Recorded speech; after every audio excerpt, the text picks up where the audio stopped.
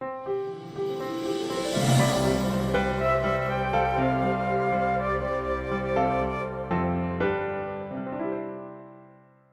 name is Martiello. I'm the principal of General Nash Elementary School here in North Penn School District. Well, each year the state requires that schools make adequate yearly progress. So those percentages are set by the state, so eventually we get to our goal of 2014 where we have 100% of our students proficient in math and reading.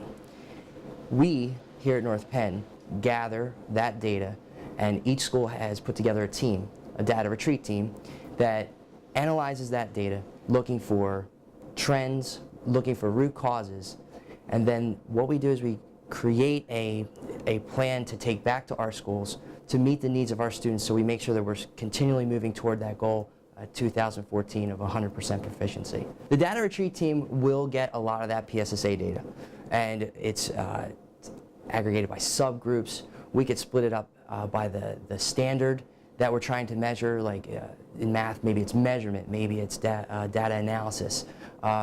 We take that data, we look at it many different ways. We look at it vertically, we take it, we turn it horizontally, lots of things that we do with that data. But then, once we create, where do we want to be next year with our PSSA goals, we kind of take a look at some of our other assessments too to make sure that they're supporting that data. So we want to try to make a correlation between some of the tests that we take all the time as part of our yearly plan and correlate it to those PSSAs. Another thing that we might do is specific for the school is we may use survey data as well. You might use a parent survey or a staff survey to identify some of the more specific needs of the school, so that when you do create strategies, because ultimately you need to create strategies to support that plan, that those strategies are specific to the culture of the school, the needs of the school, and will help to push that plan forward. It's forced us to kind of take a look at multiple grade levels and how they build upon each other. And one of the things that we're doing, I could say here at Nash, is we're trying to look at those cause and effect relationships. If we do a strategy, how is that helping us to move forward? Every time we put a strategy out, we want to make sure that we're making the progress where we put the funds and the energy into it. If we're not getting the results that we want from that strategy, we have to rethink the strategy and try something else. So there's a real cause and effect that has to happen there, and that's actually what motivates kids, that's what motivates teachers, that's what motivates parents to continually keep focus on the plan as we move forward. That's where, that's where you have to have the human factor come in.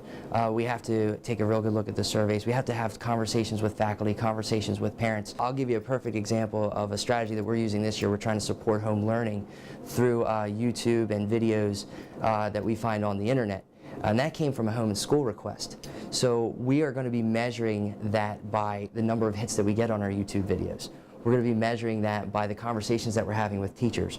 We're encouraging parents to take a look at these videos before they go to conferences and when they meet with teachers, so we're extending that academic language. So we're going to be monitoring that and seeing how that affects our results, not just on our curricular assessments, but also on that PSSA assessment. Ultimately, we want that effort to trickle down to the children. So if it's not an impact, if it doesn't have an impact on learning, then we want to kind of say, okay, let's take this, let's move it aside.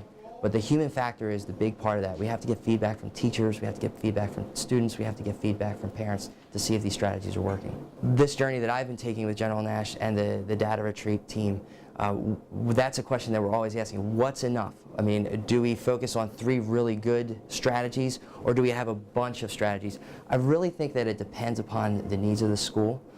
Some schools may feel as though they have a lot of little things that they want to address in that plan. Some schools may just say, hey, look, if we just stick to 3 good strategies, we can get the results that we need.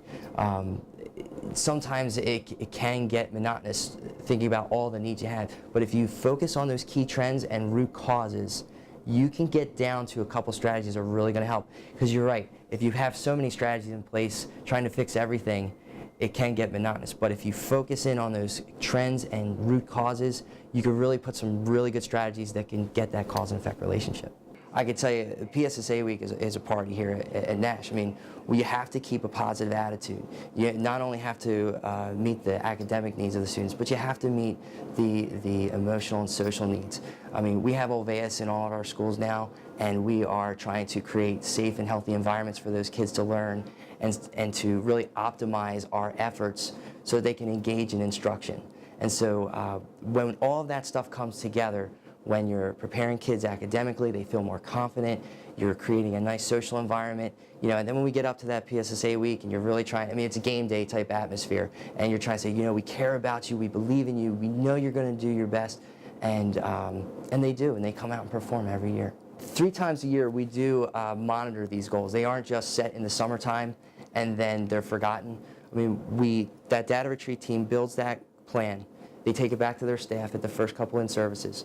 It's finalized by the data retreat team, then taken to the district administrators, where we discuss, you know, our performance in the past, the strategies that are going to work for us this year, and then in January again we meet with those administrators, and then again in June, just to make sure that we're monitoring the plan, communicating it properly, and making sure we're getting the results that we want. People move the plan.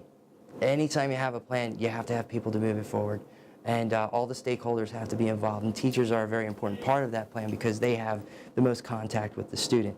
I would say that when you create that cause and effect cycle, and teachers see the results that are coming from these strategies, they begin to own them. And that's something that's really started to happen here and in other schools, is the teachers are starting to own these strategies. They're owning the data. They're getting ahead of the data, which is important. Getting ahead of the data, saying, okay, I'm going to try to make a prediction that if we do this, we're going to get a bump of 3% just by this strategy. And it's almost like kids with video games. You want to try to raise your score. So yeah, the teachers have really come together. They've owned it. They're doing a fantastic job pushing the plans forward. And you know, ultimately, it's about the instruction and the engagement of students.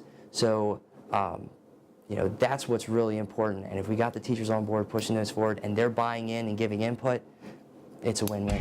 For all of these stories and more, log on to nptv.npenn.org for all of our programming at your fingertips 24 hours a day.